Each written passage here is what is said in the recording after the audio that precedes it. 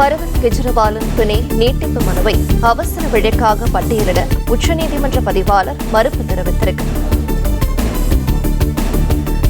இது தொடர்பான முழு விவரங்களை வழங்குகிறார் நம்முடைய நிர்வாக ஆசிரியர் மகாலிங்கம். வணக்கம். இது பற்றிய முழு தகவலை சொல்லலாம். முதலமைச்சர் அரவிந்த் கெஜ்ரிவால் மதுபான கொள்கை முறைகேடு வழக்கில் அமலாக்கத்துறையால் கைது செய்யப்பட்டு சிறையில் அடைக்கப்பட்டிருந்தார். அவர் மக்களவை தேர்தல் பரப்புரைக்காக தன்னை அனுமதிக்க வேண்டும், உடல்நலக்குறைவு இருக்கிறது, அதற்கும் நீதிமன்றம் தன்னை அனுமதிக்க வேண்டும் என்று ஒரு கோரிக்கையை முன்வைத்திருந்தார். அதை ஏற்றுக்கொண்ட நீதிமன்றம் கெஜ்ரிவாலுக்கு ஜூன் 1 வரை இடைக்கால ஜாமீனை வழங்கியிருந்தது. தற்பொழுது இடைக்கால ஜாமீன் 2 தினங்களில் நிறைவடைய இருக்கிறது.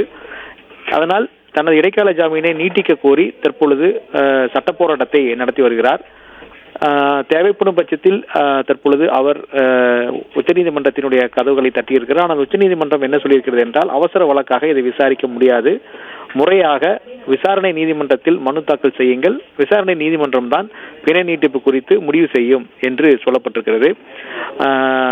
கெஜ்ரிவாலுக்கு வரும் ஜூன் 1 வரை மட்டுமே இடைக்கால ஜாமீன் வழங்கப்பட்டிருக்கிறது. பிணையை நீட்டிக்க இன்னும் 2 நாட்கள் கெஜ்ரிவாலுக்கு அவகாசம் இருக்கிறது. ஒருவேளை பிணை நீட்டிப்பு கிடைக்கவில்லை என்றால் திகார் சிறையில் அவர் சரணடைய வேண்டியிருக்கு.